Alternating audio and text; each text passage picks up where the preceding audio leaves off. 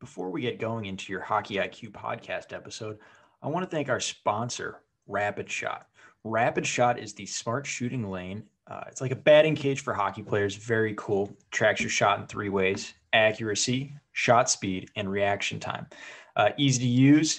Actually, I used it when I played and was growing up. Very easy. Simply scan your phone in, select your settings, and start shooting. You can see your stats on the app and online. You can check them out at rapidshot.com. Great small business. I actually grew up with one of the owner's sons and have played with all the family members by now, just in local pickups here in Ohio. Very cool local business. Awesome product. I love it. I know quite a few NHLers have them in their homes.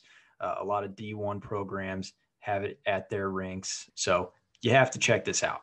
Rapidshot.com. Check it out. Rapid Shot, thank you so much for sponsoring our podcast.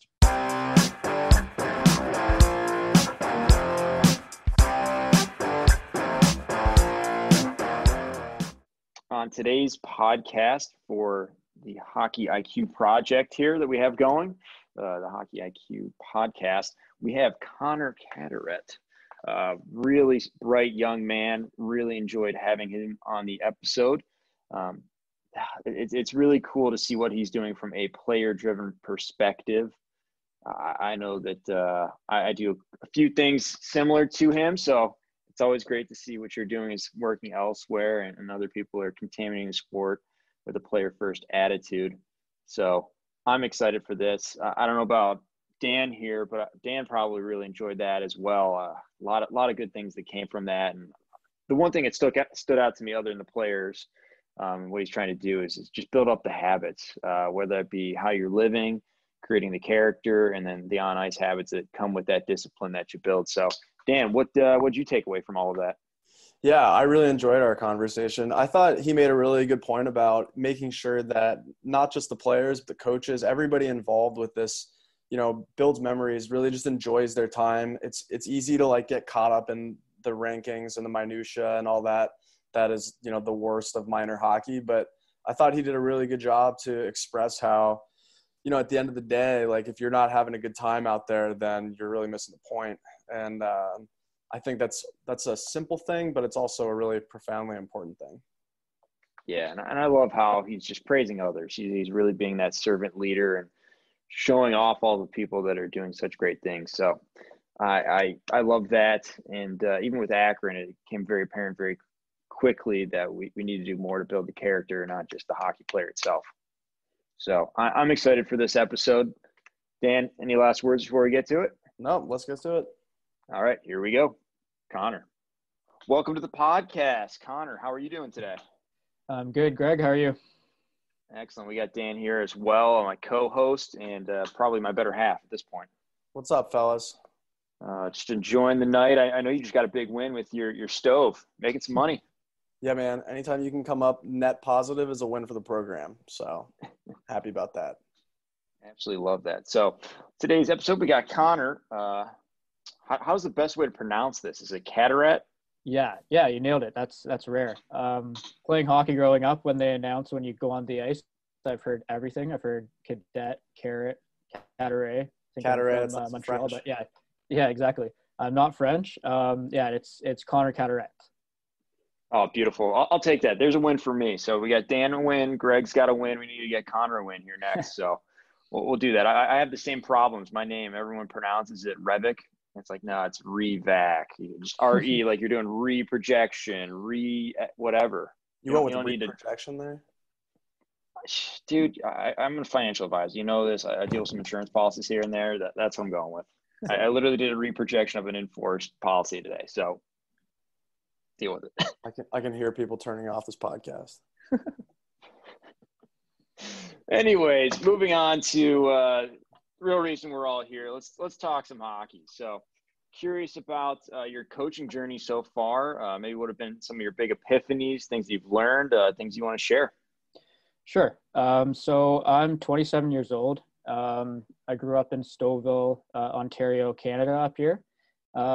I didn't play an incredibly high level of hockey growing up. I played single A here, but I was lucky enough to have a lot of success playing. Some great coaches along the way. I was definitely a pain as a player. I was the guy always with suggestions on things we could do better. Probably didn't present those in the right way as a player. Now that I'm a coach, I realize the way that I like to be presented things from players. But yeah, like I said, we had a lot of success in town. So after I graduated university, I just kind of got into coaching just to give back. So I started as an assistant coach here in Stouffville at the AA level, so U13 and U14. Definitely a big learning experience. I learned a lot of what it takes to be a successful team and kind of the why behind a lot of things. I think we're all similar ages. When we played, it wasn't quite to the level it is now of explaining the why behind things. So I think that might have been some of my frustration as a player. But that's probably epiphany number one is explaining the why. And I've spoken to a lot of coaches over the last little while, and it's almost gotten to the point where every decision you make, I put a lot of thought into it and kind of put myself in the player's shoes and how it's going to affect everyone on the team. So when you're presenting to the team, how are they going to receive it? What questions are they going to ask? Because like any successful team now, you want to be promoting communication. You want them to be asking questions. You want them to be suggesting things. So if you're promoting that, you better have the answers. So every time I present to the team, or even if it's just I'm going to go into the room before practice and talk to someone, those are always calculated decisions on what I'm going to say and how I'm going to say it, and how it's going to affect everyone on the team. So I would say explaining the why is a massive thing. It just makes your life so much easier, and it's difficult sometimes. But if you're genuine and you're really explaining and you show that you care and it's for the benefit of the whole team, it's an easy thing to do. So I was assistant coach for 2 years. I became head coach the last 2 years, still at the AA level, U15 and U16. So going as a head coach, one of my main focuses really was making sure my team understood my reasoning behind all my decisions. So even if that was at the very micro level, in a game, for instance, if we're down a couple of goals early, and I'm not a big fan of waiting till the end to try and tie it up. If I want to try and swing the momentum of a game, and I'm going to play my first and second line for a couple shifts here, I'll go down to the third line. I'll get down to their level. I'll say, look, we're down a couple. We want to try and swing momentum here. I'm going to go with these guys for the next 6 minutes. Get ready because you're going again. But just explaining that even at that level, in game, it just takes work, but it keeps kids engaged, especially in minor hockey, because there's nothing worse than being benched and not knowing why. And another focus of mine was just making sure at that age that we were really holding ourselves accountable, and the players accountable, because there's a lot that goes in, especially with the parents. It's a lot of time and effort, so you want to make sure you're getting the most out of it. So my players signed a team player contract, just with little things. It helps with the camaraderie and just lay down some ground rules, know they're kind of part of something bigger than themselves. So that was one of my main things. Can I stop you there real quick? Yeah. You don't have to give away state secrets or whatever, but can you tell us like some of, the contents of what's on that contract? Yeah, so a lot of them, very simple things, and I kind of drafted some of my ideas, and then we talked as a team, and they provided some of their ideas, but basically just like what to wear to the games. And again, it's not strict, just like something as simple as no ball caps. So you can wear toques in the winter, but no ball caps. Wearing your stuff in and out of the rink, I don't care what you wear when you get in the dressing room, but just little things that help. And then just things that kind of should be on every single contract, and it's kind of an unspoken thing, but just to see it in writing where it says no homophobia, no racism, no drugs or alcohol at the rink. I mean, they were pretty young, but just to see that in writing and have their signature on the bottom, it just shows that it's zero tolerance, and they all understood that if anything of that level happened, look, you signed the contract, your parents saw it, there's going to be repercussions. But it wasn't anything crazy. It's just an idea to keep the team together and lay down some small ideas. I'd say epiphany number 2 would be to value character. And going into being a head coach, especially in minor hockey, youth hockey, there's a lot of rumors about players, whatever, parents, families, stay away from this family. I would say value character and form your own opinions. And we brought in some new players my first year. I did my own due diligence, sat down with families, and you learn that a lot of those stories aren't true, whether it's someone holding a grudge or something like that. But most coaches don't want to take on that project player, so to speak, the one that's going to be more work, probably because it's going to be more work. And a lot of youth coaches simply don't have the time or the passion or the drive. But the ones that do, it's important to take those on, because a lot of those players are just looking for someone to believe in them and to tell them that. And one thing, especially in youth hockey, is don't assume that the players know something or that they are reading off what you're saying. Tell them directly. Tell them to their face that you believe in them and you are putting them in this situation for them to be successful, because as we know when we were kids, some things go in one ear out the other. So just don't assume that they know that. Tell them that. Tell them that you care, and that goes a long way. I'd say the last thing that I've kind of learned on this journey here is to enjoy it. I know a lot of people, it's said for players, like after they're done playing junior hockey, it's, man, I wish I enjoyed my time a little bit more. There's too much pressure. It kind of flew by. I wish I was more present. But I think the same thing can go for coaches, because if you're not enjoying it, I just don't see the point. And it's a lot of work, but that's what makes it fun. And if you're passionate about it, that should be the fun part. I mean, me and my assistant coaches the last couple of years, we've had times where we're cracking each other up during a game on the bench, and the kids are looking back and they're seeing their coaches laughing and cracking jokes. And it's, whether it's a 3-2 game, 3-3, we're losing, winning, they see that and they're like, you know what, we're here playing a game, and it's fun. And for the most part, that goes a long way, more than any X's and O's. I totally agree with that. I think that's like so contagious too, when, you know, the players can see that you're having fun and, you know, you're really just enjoying yourself. I think that's so huge.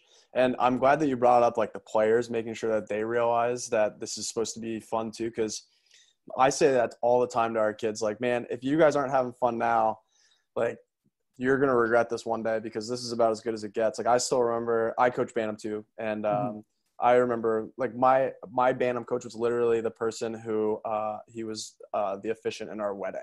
You know what I mean? Like, the memories that you'll have from like minor hockey are like whatever you make them. So if you're like not having a good time, not, you know, making like lifelong memories now, it's just going to be something that you'll look back on later. And yeah.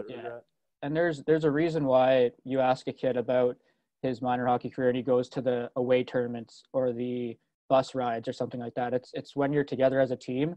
And yeah, I agree with what you said. It's not about, they're not going to remember looking back about that face-off play you called to tie the game up in some tournament semifinal. They're going to remember that time you set them down, gave them a hard truth, told them you believed in them, told them that you love them and care for them. And that's the relationships you want to build. And that's what goes further than the game, I think.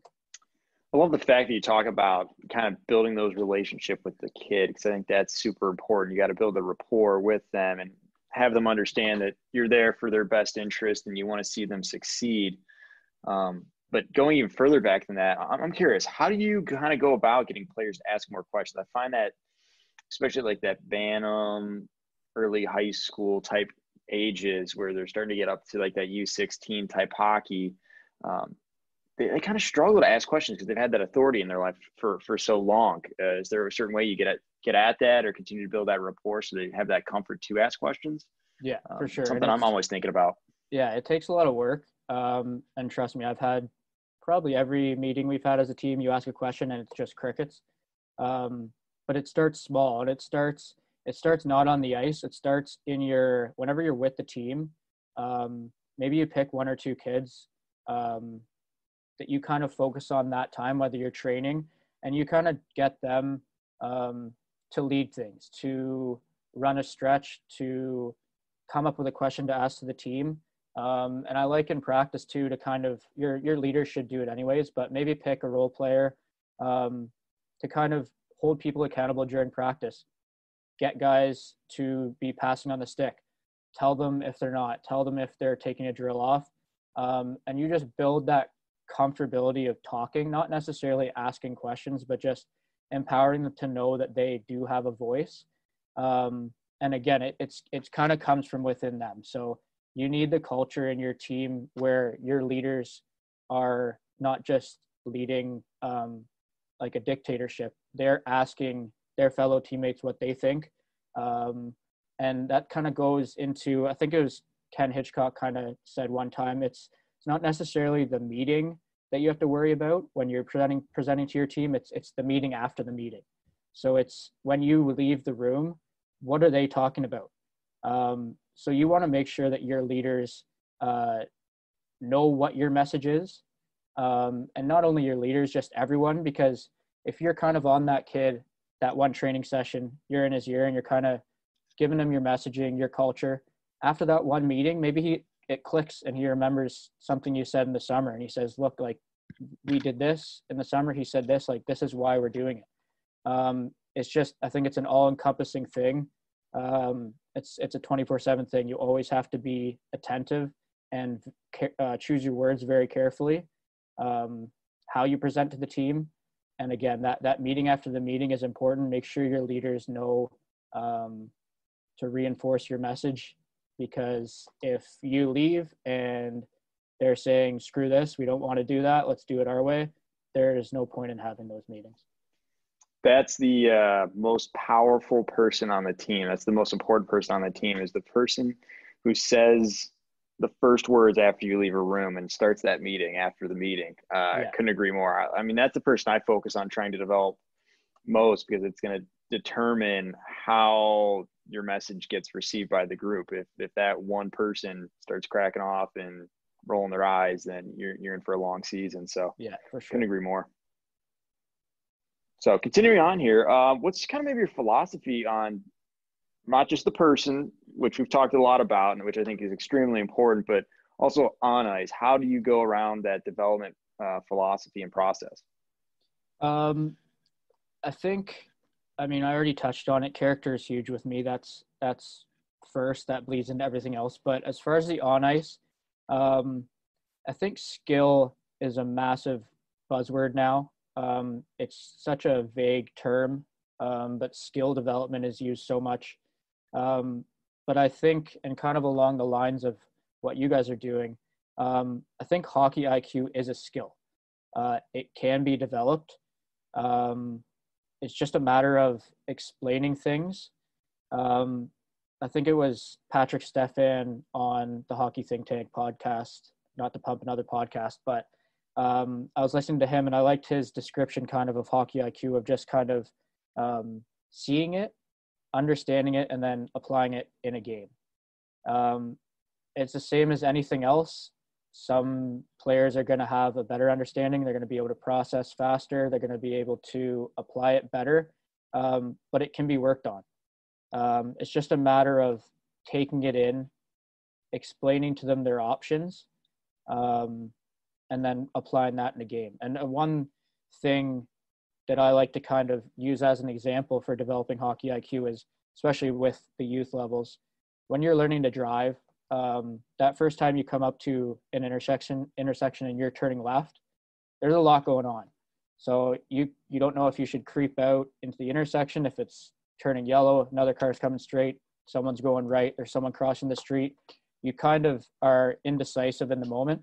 I know I think I made a mistake my first turn out of the driving school, but after a while, if you drive now, think about the last time you turned left. You didn't even think about it. It just kind of processed subconsciously. This guy's going to go through. Oh, it's yellow. I got to go through now.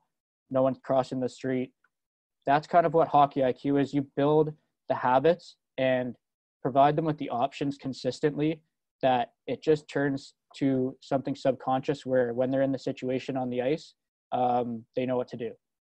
And I'd say another big thing for me in developing players is developing well-rounded players. One thing that really bothers me, especially at the higher levels, is seeing the kid that's just way better than everyone else, going up and down the ice, scoring goals at will, but he's not doing anything. He's not learning anything. So I like to put players in every situation, no matter what their skill level is. Now, at certain points, do you have a power play unit, penalty kill unit? Sure. But your team should understand what you're doing in those situations. And you should be putting players in all situations, giving them the chance to play at the end of a game. Because you don't know how many times as a team you're kind of defined by your role players.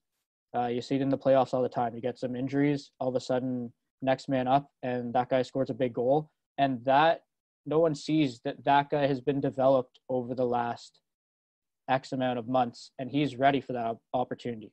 So one piece of advice I'd give to youth coaches is sacrifice those 1 or 2 points you're going to lose by putting a quote unquote weaker player out at the end of the game, because you never know when he's going to have to step up in a bigger moment. And it's invaluable. And lastly, I'd say developing confidence is one of the biggest things. And a lot of these things aren't necessarily on ice things. Skating, shooting, passing, those are all pretty, skill again is a buzzword. Those things get developed all the time. One thing is confidence that doesn't quite get developed. Even the better players, you might not know, like they might just be good at it, but they don't really know. Again, don't really assume anything. If they do something good in practice, tell them.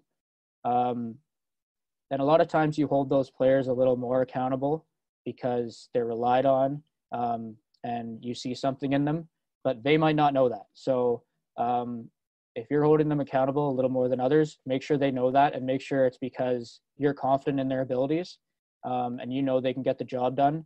And always just jump at the ability and the opportunity to praise good things. Develop that confidence any way you can, because it's in the age of instant gratification of this generation. They want to know when they do something well. So tell them, and it's going to go to their head. It's going to go to their heart, and they can build that confidence, and that's just going to feed into everything else. I love that. I agree with everything that you just said. Sorry, Greg, didn't mean to cut you off. I'm curious if you could give us an idea of what a typical practice that you're running looks like, because I love what you're putting down. I just kind of want to hear more. Sure. So in Stouffville here, we usually have either a 50-minute practice or an 80-minute practice. So I'd say mainly we have 50 minutes. Right off the bat, I dump the pucks on the ice no matter what. Give them time to fool around, give them time to have fun, skate around, shoot. One kid's always working on the Svechnikov behind the net. I've yet to see him pull it off, but next practice. Let them. Yeah, that's what he always says. But let them do that. And then I kind of one big pet peeve I have in practices is all these kind of Instagram accounts where, and not to say Power Edge Pro necessarily, but these drills don't have to be complicated. Because personally, if we have a skill coach out and he's explaining this drill with all these passes and turns and stuff, I can't even do it. Like I stand off to the side because I can't jump into the drill because I don't understand it. So there's no way 14-year-olds are going to understand it. So I have a core amount of drills that I do. Every drill focuses on passing. Every drill focuses on communication. If you don't yell for the puck, you're not getting it. Almost every drill, if it's a continuous drill, you have to stop at the net after your shot. Even defensemen, just building those habits. So a lot of passing, a lot of flow at the start. And I think 2 areas that I really focus on for youth hockey, and it's the same at any level really. With the puck, I'd say passing, and even doing drills where they have to receive it on their backhand, where I've stood at center ice and have them skate up the wall and throw the pucks at them. They have to take it off their feet, take it off their shin pads, stuff like that, passing and angling without the puck. Almost all of my drills, whether it be one-on-ones, battles, neutral zone drills, they have an aspect of angling because those happen all over the ice. And that's one thing I think at the youth level that's lacking. A lot of guys skate straight at people. Their gaps are bad. So forwards and D, we focus on angling a lot. But I think, again, my practices are high tempo. I like to jump into some drills. My assistant coaches do too. I know sometimes we go half gear and we'll just do the drills with them all practice. But high tempo, passing, angling, communication, and just always having those habits, stopping at the net. And again, to touch on kind of what I said before, you explain that every drill we're stopping at the net after your shot and you're staying for the tip. A kid doesn't do that and he skates to the corner after a drill and the guy next in line is yelling at him to get back to the net and get there for the tip. So that's just kind of builds into everything that I've kind of touched on, where you give your players the confidence to speak up, develop those habits, and kind of just watch it transfer into a game. And that's the big thing, really. It's creating the habits, because I've got a team here that I'm doing some coaching with, and we're going to try to go to the Tier 2 U16 national tournament, and they have phenomenal skills. Like, this is one of the best youth teams I've ever seen in Cleveland. But the habits are just so shoddy. And I'm wondering what's going on their actual coaches. Like, they're doing such a great job of teaching skills, but the habits that add up and really like kill teams by 1,000 paper cuts just aren't there. It's all I drill in right now is just habits that lead into winning and getting them to really take that next step. Yeah. And I'm lucky enough this coming season I'm going to be working with the U7 to U11 teams here in Stouffville. But one thing I'm going to focus on is those habits, because even the pathways the Hockey Canada lays out here for us, it's, again, that buzzword, skill development. But if they don't know how to apply those skills into a game, it's not much use. So you can, even at the younger levels, again, do those habits in practice. One thing I love to do in practice, if you lose a puck on a drill, you go get that puck. You don't just let it go and yell at someone in the corner to give you another pass and go shoot it. You lose it, you go get it. I don't care if it goes down to the other end. We'll wait for you. You go get it, and then the drill will continue. Just because those things transfer into a game. If you lose a puck in practice, you give up. You go into a game, you lose it. It's gonna have that split-second effect where you don't go get it back and you don't stop on pucks. And I think you are what you value, and if you value those things in practice, you'll see it happen in a game. Why do you think that successful teams are player driven, and how do you develop that? So ultimately they're the ones that do the work. So they're the ones out there with the blood, sweat, and tears. And anyone who's played the game knows when it comes from someone you're out there battling with, when they say something, it just goes that extra mile. And I think the teams that always win, and this is kind of culture as well, they are the ones that are player driven. I've heard many stories where the coaches have just kind of left it up to the team to figure it out.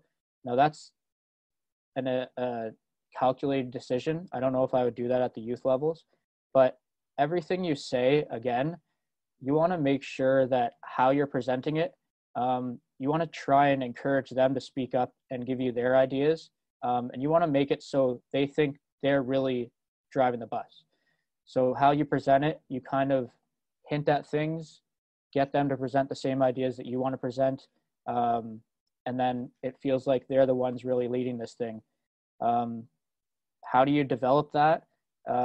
It takes a long time. And again, it's a lot of hard work, and it's just always being present and attentive and knowing your room. So know the leaders, take in those players, get their feedback on what they think the team needs. Don't necessarily do everything they say, but use some of their suggestions, mold it your way, but then they see some of the things going into the systems and the strategy, and they say, hey, that's what we just talked about. And again, I think it was Ken Hitchcock that said, you teach everybody, but you coach your leaders. So your leaders are going to be the ones driving the bus. If that's the way you want your culture to be, you really coach them into delivering your message, and they're the ones driving the bus. They're the ones driving the culture and leading the team. One way, and again, it's hard to do this organically, but one thing that really, really brings a team together and brings players together is shared adversity. And that you can't just create those, but everyone knows in a hockey season you're going to run into adversity. As a coach, you should crave those moments, because that's when you can really, really put your finger down on your team and have them lead their way out of it. So hold your meeting, empower them to speak again, but really, really understand that those are the moments that create your team and create your culture. And not to brag about my team, but we had some adversity. And I mean, if 15-year-olds can call a players only meeting when we've had adversity, sit in there for an hour before practice, discuss what needs to be done. And like, we don't know what they said, but they had the confidence to do that, and they knew we would allow it. And sure enough, the next game, it just seemed like everyone was tighter. And those are the things that you really want. And those are the things as a coach you should crave. You really want those things to happen. Now, you can't call a players only meeting as a coach. But it's all the little things that you do building up to that. And you hope that your leaders are confident enough to do that. And I mean, I'm not sure what it was. I know next game we had a different win song after. That might have been the only thing they discussed. And even if it was, they felt like they had the confidence and the power to really drive their team, because it is their team. We kind of provide them with the building blocks and they go out and do it. So in the end of the day, it's always all about the players. That's a lot harder said than done I would say, for most coaches. So it takes obviously a good self-awareness, and you have that and you're well-spoken, but also I think for a lot of coaches, they feel like they need to win, or they want to win, or they enjoy winning. And there's that ego, but how do you crush? I mean, it sounds like you've done a great job, but how do you crush your own ego, or how do you go about helping your assistant coaches crush that ego where it's all player driven and all about the players? Because I try to do the exact same thing. Right. Well, I've actually, and I think I saw it behind Dan there, he's reading some Ryan Holiday books. I'm actually reading. Huge Ryan Holiday guy. Yeah. I would recommend that to any coach. There's actually Wes Wolf, the assistant coach of the Erie Otters in the OHL, that recommended him to me. But I just did read Ego is the Enemy. And it's, again, I think a lot of these things, coaches just don't do them because it's the harder path to take. It's easy to just show up at the rink and follow your ego and kind of go with the highs and lows, take the credit when it comes, take the criticism when it comes, but it's a lot more difficult to always be mindful of the situation you're in. And you see it in minor hockey all the time. You go ask a coach how your season's going. Most of the time they'll talk about some tournament where they pulled the goalie and they tied it up and went on to win. You rarely hear about the coach that talks about the player that he graduated last season to the next level, or the player that is still playing hockey because of the impact they had on them. So ultimately, if you're a coach, you should be selfless. And I know some aren't, but if you want to be a good coach, that should be number one. And you should always be making not only the players, but especially as a head coach, make everyone in the organization better than they came. So whether that's your assistant coaches, your game day operations, your players, your manager, your trainer, always jump at the opportunity to give them credit, and just watch what happens when you do that. It's the same thing. You're the leader of the team. Your team will follow after you. I was watching a game this year in minor hockey, and the kids were probably no older than 8 or 9, and whatever, there might have been a bad call. The coach loses his stuff on the bench, starts yelling at the ref. You kind of see his kids looking at him like, what is this guy doing? I don't think they played well the rest of the game, but sure enough, something happens later in the game. The ref, I don't know if he made another bad call or whatever, but one of the kids on the team who's 8 years old is slamming a stick on the ice and mocking the ref. And it's just, he learned that from his coach. So you need to be really careful of what you're doing and know that your team will follow after you. So always jump at praising others, giving credit to others, because then your team will do the same thing. But it's hard as a coach, especially a head coach at the higher levels. You're kind of the focal point of the team, but just remember that they're the ones out there doing it. So, ultimately you can have the best strategy in the world. If they aren't going to listen to you and you're putting yourself above the team, they're going to do the same thing. And come some big moment, they're going to step out of the way of a shot instead of blocking it, and you're going to lose the game. And one small thing is that kind of is along the same lines. I kind of wrote a little article for Jack Hand, who was an assistant coach with the Maple Leafs and just left actually, but it was kind of an article about a New Zealand All Blacks coach. So the legendary rugby team, and he was kind of sitting down with his captain one day, and the captain just said, like, why do you come into the room before the game and like give us a pump up speech? And he's like, well, I don't know, like I thought maybe just to give you guys some tips kind of before you go out and kind of pump you up. And the captain said, well, is it for you or is it for us? And I never really thought about it that way until I read that. But like, as a coach, are you going into the room before to kind of pump yourself up and to make yourself feel like you've done all you can? But like, if you are, again, you want to be a player-driven team, you want to have that culture, the days leading up to the game, the hours leading up to the game, those conversations should already be being had in the dressing room between your leaders, between your players. You don't necessarily need to go in and pump up your team. And trust me, it's, as a coach, sometimes you think that's going to make all the difference. You get that extra little 1% with some little quote or some whatever you say.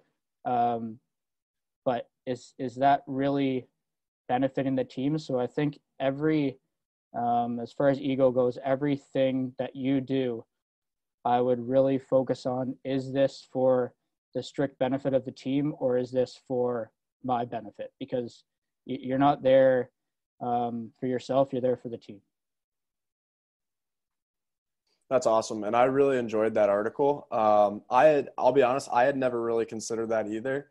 It's one of those things, and you brought this up earlier on in the conversation too, like so much of coaching, or at least how it used to be, is just like self-perpetuating. I did it this way, so I'm going to teach it this way. And I think it's really important that we as coaches reflect on that. Why do we go into the room before the game and say something? Well, it's because every hockey game I've ever played, a coach came into the room before and said something. But that doesn't necessarily mean that, it's effective or it's the way that it should be.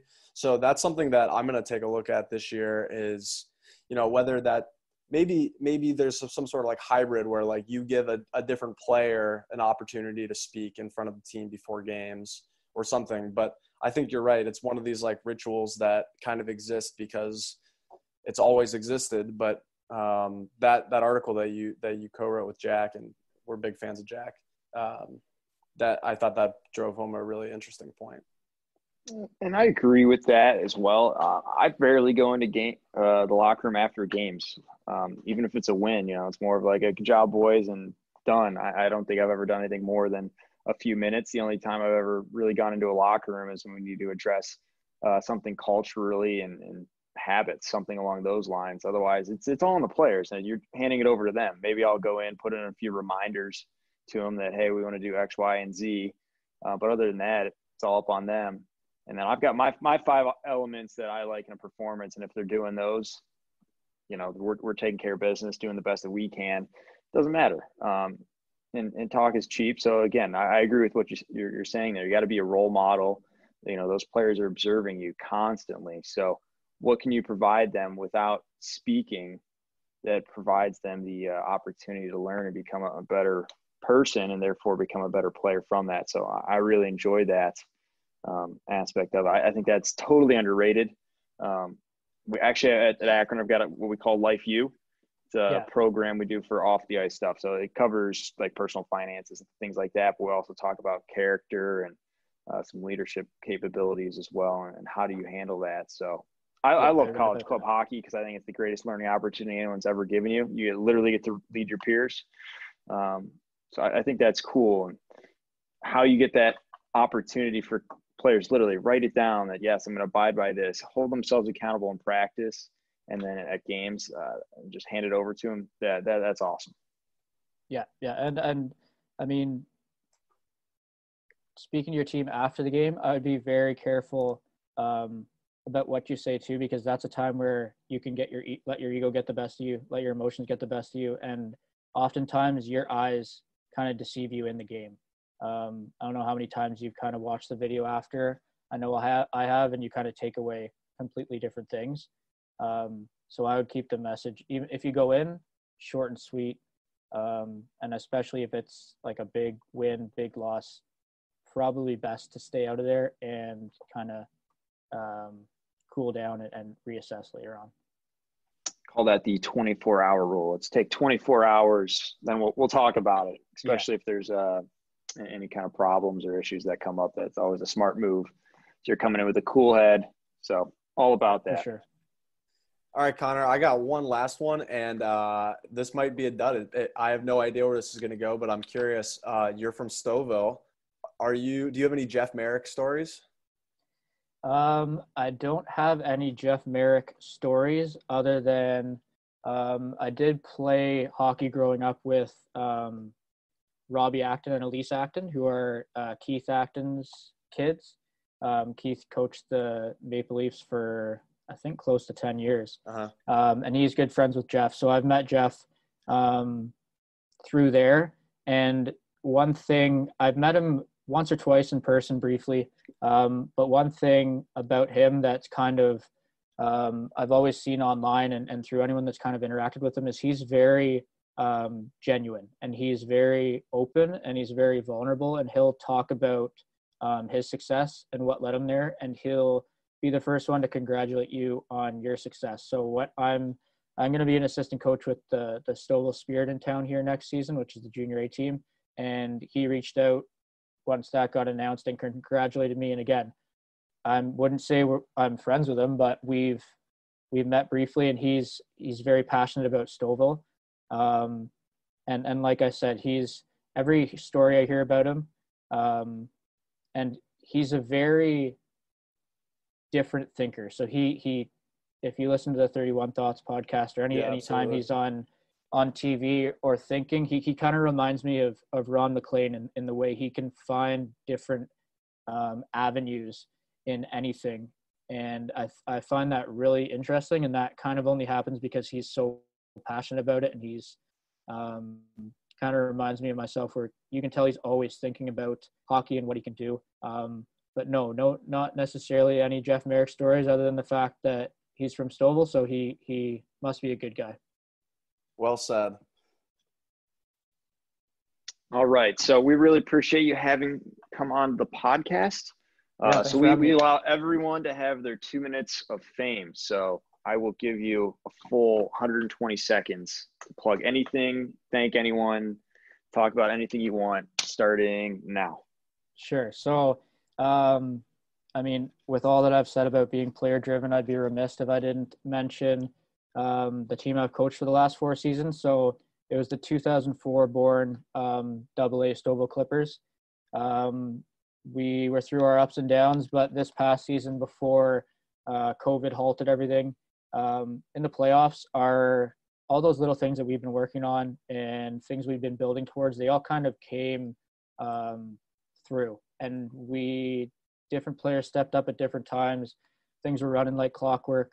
We were really playing well, and more importantly, they were really enjoying themselves. And we were actually going into the provincial finals when the season got canceled. So that was a bummer, but I did kind of write another little article about my team, and when that happened, the kind of what I've been working towards the last 4 years was showing by some of the players actually reached out to me. So that night that the season got canceled. So the fact that my players are reaching out to their coach, seeing how I am, they're reaching out to each other. That just really proved that kind of what we had been doing was working. And that goes down to my staff, my assistant coaches, Denver Gray, Paulo Cimello, Todd Barclay, and my brother Chris, and our manager Ellen Peterman. And they get as much or more credit as me because it's a full collective effort. And all the players that I've coached, thanks for listening. And I mean, they've kind of helped develop that passion again for hockey, and I will forever be grateful to them. Wonderful. That was excellent. Well, we really enjoyed having you on. Wish you the best of luck this year with your new squad. Looks like you get the older kids, right? Yeah, thank you. Yeah, they'll be 16 to 20-year-olds. So on to a new challenge. We know This is only the beginning for you. Yeah, I hope so. Thank you for tuning into the Hockey IQ podcast. We are Hockey's Arsenal, Greg Revac and Dan Dukart. Together, we've come together to create a platform and a community to expand our hockey intelligence, hockey IQ, whatever you want to call it. We're very passionate about seeing this game played smarter and better and continue to develop itself to the next level and staying on the cutting edge of things. So you can find us at Hockey's Arsenal on Facebook, Twitter, and YouTube. We're also at hockeysarsenal.com. From there, you can find some resources and some options to work with us. We're excited to continue this. If you enjoyed this episode, please like, subscribe, follow, and share.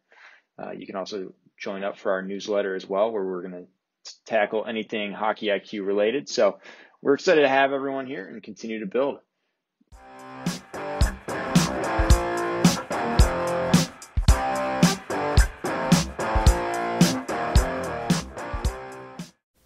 That concludes this week's episode. Thanks for joining us here at Hockey IQ. If you haven't already, take a quick moment to hit that subscribe button, give us a thumbs up, and drop a review. If you want to be a great teammate, even recommend us to a friend. You can follow us at Hockey's Arsenal on Twitter and Instagram. Check out the website, hockeysarsenal.com, where you can subscribe to the weekly newsletter. You won't regret it. Catch you beauts here next week for a brand new episode.